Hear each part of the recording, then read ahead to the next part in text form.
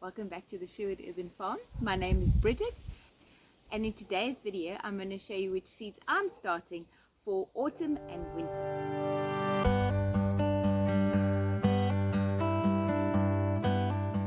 I'm going to start off with coriander. This is home safe seed from my raised beds over there.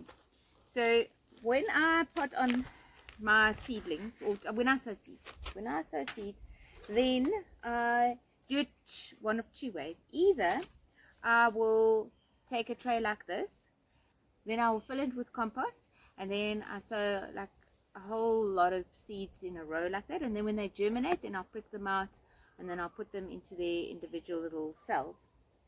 Then I'll start off with the little 12 cell thingy, and then if I need to go a little bit longer, then I'll put them onto a 6 cell tray. So for my potting soil, then I use, or seedling soil, I just use my own homemade compost.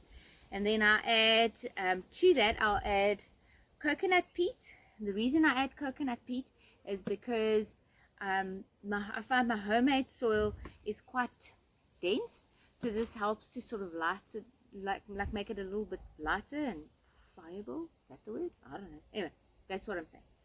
Then I will add perlite. Not too much perlite, because I have done a lot before and I don't do as much as most people recommend, but that's also just to help with aeration of the soil. And then I add wood ash from the briar, and the wood ash helps with rooting and fruiting and so on, so that's why I add those. I think they also call it potash. Okay, so with my coriander seeds, I am going to fill my tray.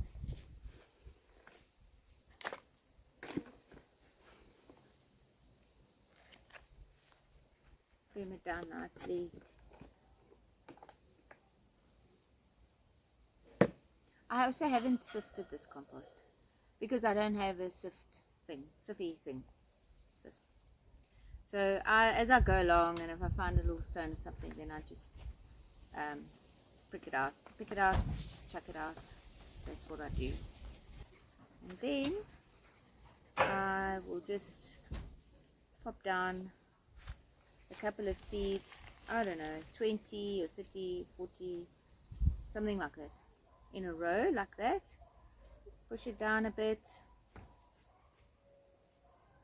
and then cover it lightly. I kind of have the same, for these type of seeds, the same sort of depth that I sow them at, about 1 centimeter or so. The only one which are the bigger seeds, I'll sow a little bit deeper in, and push it down like that. And then I just use these popsicle sticks and a marker, permanent marker, and then I just mark the date, 13th of the 2nd, which I've sewed it on, and coriander. And I'm going to pop that in there. I'm going to use the same tray, and then I'm going to sow, which ones am I sowing? Radish. So this is sparkler. In South Africa, I mean, if you buy online, then you can get a whole variety, but I see like in other countries they get like a whole lot of different kinds of radish. But if you're just going to go to the supermarket or to the garden center and buy seeds, then these are the ones that you have available. There's also a cherry bell, but I like this one because it's got the little bits of white at the tips, and they're so rewarding. Radishes are so rewarding if you sow them in the correct time of the year. I don't bother sowing them in summer because, I mean, I've seen some people actually saying, you know, in the sowing guides, like when you should sow something, then they'll say, oh, all year round, in our area, all year round. No, it doesn't work. The poor little things, it's just too hot.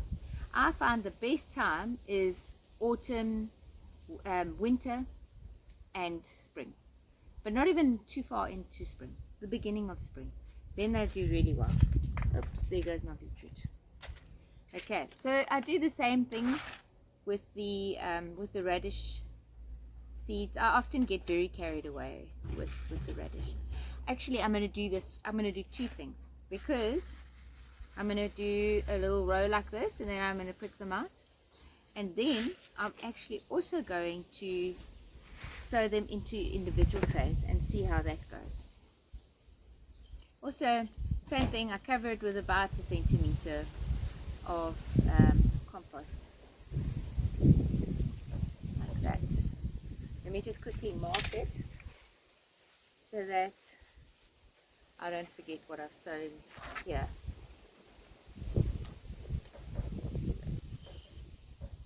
Look, if I was now going to be sowing different types of radish, then I would specify which one it is. But seeing that I'm always doing sparkler, then I'm not going to bother. I'm so right, radish. 13. Oopsie. Second. There we go. Then I'm going to take the 12 cell. Now you also notice that I mean these are dirty. I don't sterilize them. I don't do any of that sort. Charles Dowding has never done that either. And it's just a waste of time, because I've sown so many things in these trays over the years, and I just keep reusing them and reusing them, and it's just fine.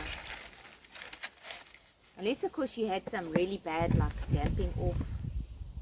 I don't know. I don't think I've ever even done that, if I have had damping off. Usually the damping off is because of my overwatering. It's my own sort of fault, you know. So if you keep your eye on that, then you won't have a problem. Okay. Now with radish, you can multi-sow them. So I am. Where's my green spade? Oh, I don't have it. I like my little green spade. Anyways, I just push it down like this. Add a little bit more there. Throw the stone out. So push it down like that.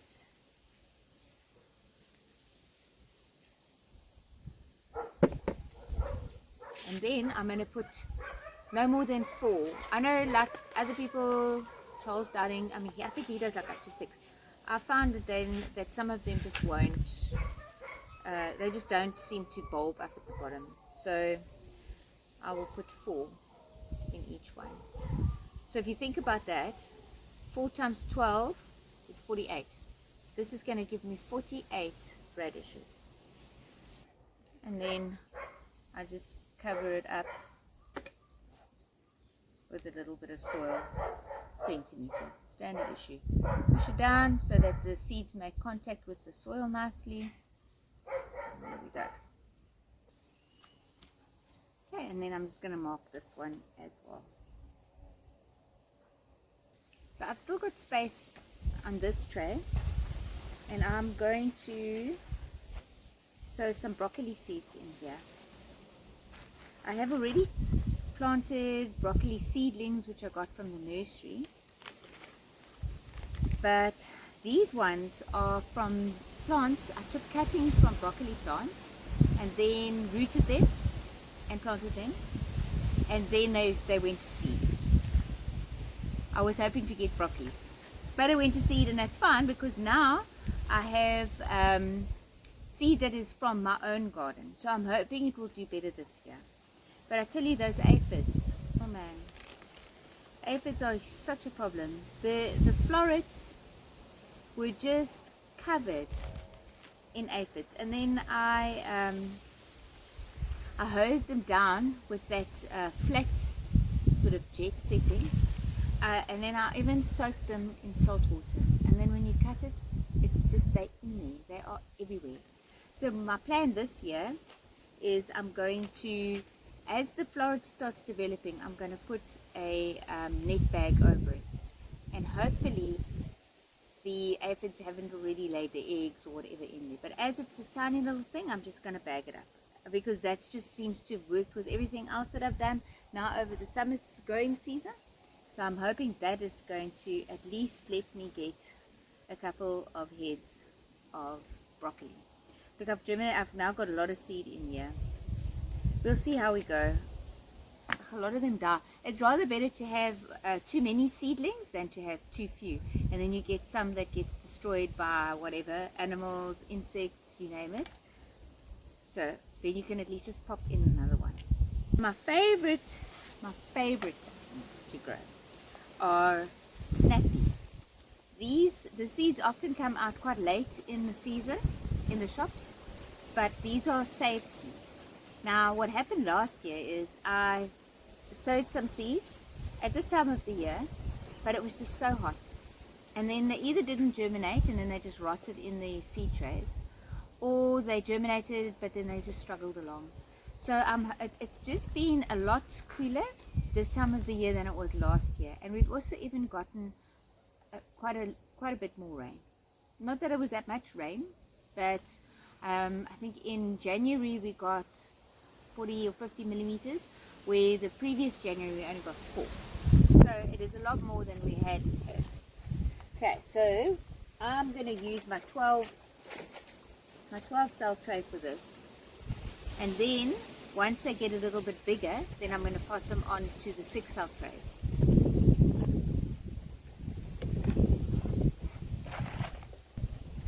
So these seeds I will plant a little bit deeper.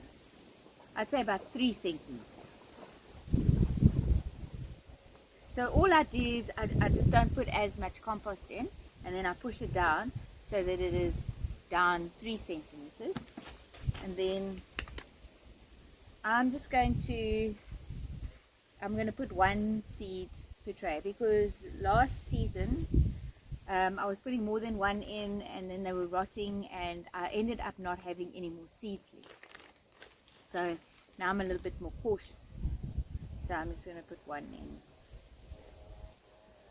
Now the idea with germinating or saving seed yourself, you can't always do it with everything, because sometimes like I think it is, what's that thing called, beetroot needs a lot of other friends, and it takes up this huge amount of space for it to get proper cross-pollination, and so that your genetics are good. So I don't bother saving seed for beetroot, but sweet corn, no, I didn't even bother with sweet corn.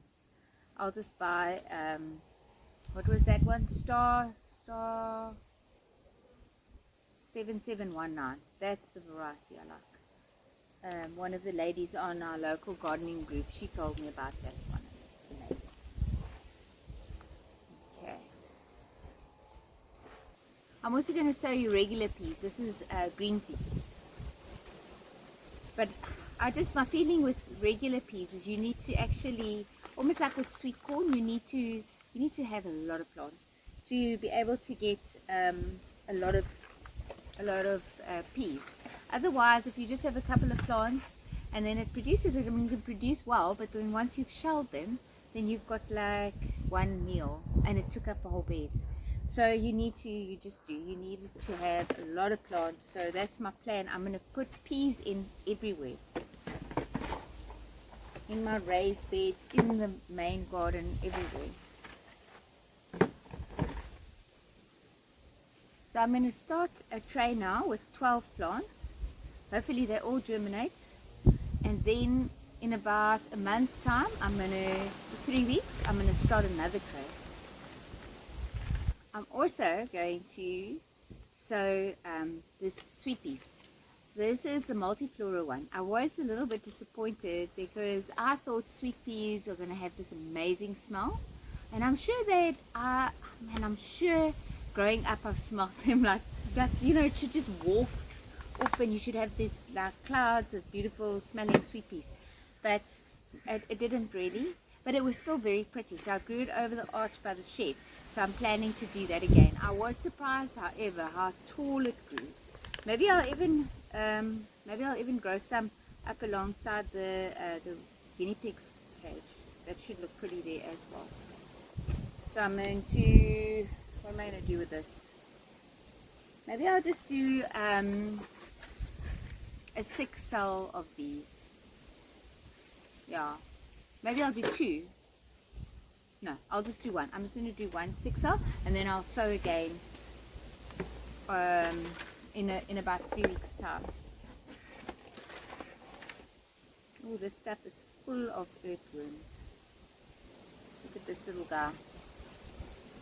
Here's his little friend.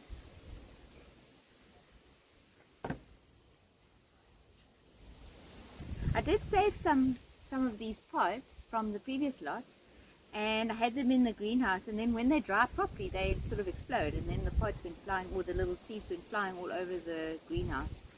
And I still thought, oh, I've got enough seeds, it'll be fine, and I've seen I don't actually. Anyways, I'll just have to buy another pack of them. So I went to a seed swap last year and I got some baby spinach, the Dash variety, and I was actually mortified to see that one of the local growers, seedlings they distribute to most of the nurseries, was selling seedlings, this baby spinach seedlings, in the middle of summer. And then my friend, she wanted it, so I thought, okay, I'm not going to be that one that's like, no you can't. Anyways, I just left it. And Savar, there they went to seed. I mean, they had their first little seed leaves, and then they just shot straight to seed. So the baby spinach is really for winter. I'm going to give it a go now. It might actually even be too soon now, but I'll just give it a go and see how we go. I'm just going to do 1/6 cell. We're not big leaf eating people, but I think it will be nice to maybe make a spinach, like a spinach and feta thing or something like that. I find that the baby spinach isn't as, I don't know, it isn't so earthy, the taste, like your Swiss chard. That has got a proper earthy taste.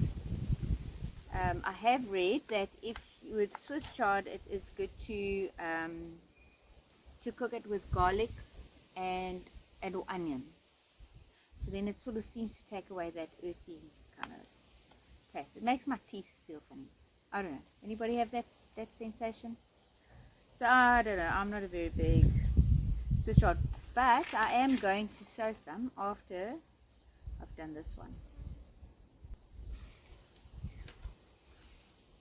Now in this tray, I'm going to do half onions. I use the Texas Grano variety. I also have got an Aussie brown or Australian brown, but that's a long day onion. So I don't even know why they sell it here in South Africa. You need at least 13 hours sunlight for that. Where this is short day onion with top shaped straw colored bulbs. Lovely. So I'm going to sow these, and then I'm actually going to show you what, before I do that, I've tried for I think, is this the first time? No, not really, but almost. It's the first time I'm doing it this way. So these are known as sets, and I sowed a whole lot of seeds last year sometime, and then I got some onions, but some of them never developed fully, and they were just in the garden. There they were. So then I collected all of them, and I've got about 3 trays like this, and they're little. They are smaller than a golf ball size, but look at this. They're starting to shoot out. So I've seen in the UK they like to grow their onions from sets, and I think it just gives you that little bit of a head start, so that you'll you know these ones are already starting to bulb. They make beautiful little balls. Here they are, and there they are. They're growing. So I just wanted to show you that. All I did was I took my homemade compost, and then I just pushed them in, and I mean they're in there now, because they, like, I can't lift it. It's actually set its roots. These ones I'm just waiting for the leaves to come up. Here I can see this leaf is already starting to come through, but some of them are early starters. I know most of the time they tell you to start sowing your onion seeds in March, but I don't know. I'm going to take a chance and see. In fact, last year I had onions which I grew from seed, the same variety, and I put them in the big square raised bed, and they just grew beautifully, like I've never seen before. And then the cutworm. Oh man, this year I've never had cutworms. This year the cutworm just took them out. I managed to salvage some of them, but they were no bigger than that. And that's disappointing. I mean, if you're growing onions, you want to have a proper onion bulb, you know. I had visions of not having to buy onions for a year. They were so beautiful, and I really did think I could at least not buy onions for 6 months. But those cutworms had other plans for me. Now with onions, you can also multi-sow them, but I've never really had great success with that. So I'm just going to do them individually. I mean, you can plant them so close to each other anyways. So like, and you can plant them about 12 centimeters from each other, 12-15 centimeters. So I'm not going to bother with the multi-sowing. I'm just going to do, and I'm going to just plant a lot. Because they do, most of the time they mature different times anyways. And you can harvest the whole lot and then you store them. You dry them and you store them, and they can last for very long. So, I mean, I've got those, and then this will be my succession sowing. I might do another month. In about a month's time, I'll succession sow again. Maybe I'll do that. But this is going to be, this should be a fair amount if they all germinate. I did follow a tutorial the last time for germination, and it was sort of keeping them on a heat mat, and they must be like 25 degrees, and oh man, you know, I don't like these kind of exact sciences. I'm not good because my I'm not consistent like that, you know. Anyways, I was just thinking if I should do the beetroot and the Swiss chard in the same tray, but then I realized I'll probably get confused, and maybe I'm actually not going to pick up. I think what I'm going to do the beetroot, I'm going to just do them in little individual cells. And the last thing I'm going to plant for today is Crimson Globe beetroot. Problem with I find with buying seeds online is that you really have to buy a huge quantity, and you got to club in with a bunch of friends, because the shipping is so expensive. So for me, I just go to the supermarket and they've got a nice display of seeds there, or yeah, I mainly actually just go to the supermarket, because a lot of the nurseries are very expensive for their seed packs. For the same thing, they can be like R5 more. Sometimes the builders is okay. Their pricing actually isn't too bad. So that's where I get most of my seeds from. Living Seeds has got there's somebody that is selling living seeds here in our area, but I've never bought from her. My friend did. She bought for me on my behalf. She bought Market Mall cucumbers, but it was so late in the season when we got them that I didn't bother sowing them. I'll sow them next season. Yeah, so I am going to put maybe 2 or 3 per cell, possibly just 2, because now there's another thing which previously I've always multi-sown them, but I've realized that there's always 1 or 2 if you put in more than 3, which they just don't develop. They just stay this funny thick sort of root, but never forming a ball. So now my new strategy is to just put 2 per cell. And I also, yeah, that's what I'm going to do, because I also used to sow them like that and then pick them out, which you can do, because that ball thing is not the taproot. The taproot is the thing that comes off. So it can be done, but I'm going to try this, and I'm hoping that this will give me bigger beetroot than what I normally get, because when you do multi-sow them, you get like just bigger than a golf ball size. So I'm hoping to get bigger ones. And then I'm also going to definitely in 2 or 3 weeks time, then I'll start another lot, because this is something that most of my family actually does enjoy. Only my son doesn't. He's a proper carnivore child there, but he's healthy, so that's fine. So I want to do, I like to bottle them to preserve them. I'm not so fond of like roast beetroot, and that I find it can be quite bitter sometimes. Maybe it's just, I don't know why. I don't know. Maybe it's the way I grew them. But anyway, so here we go. This is the last one. Where's my little label?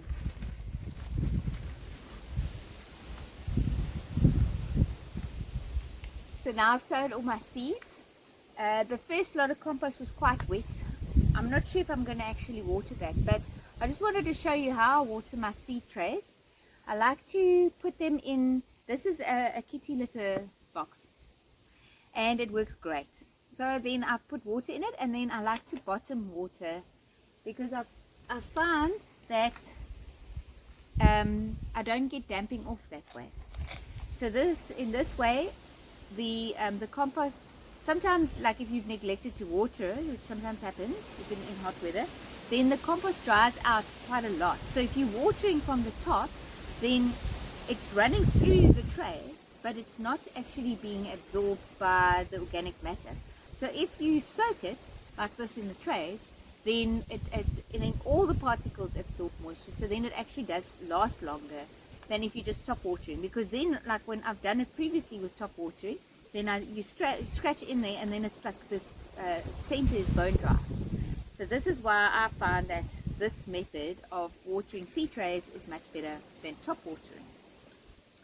Well guys, I hope that you enjoyed this video, and let me know what you are growing for autumn and winter. And if you did enjoy this video, then please like and subscribe and share with your friends, and I hope that you have a fantastic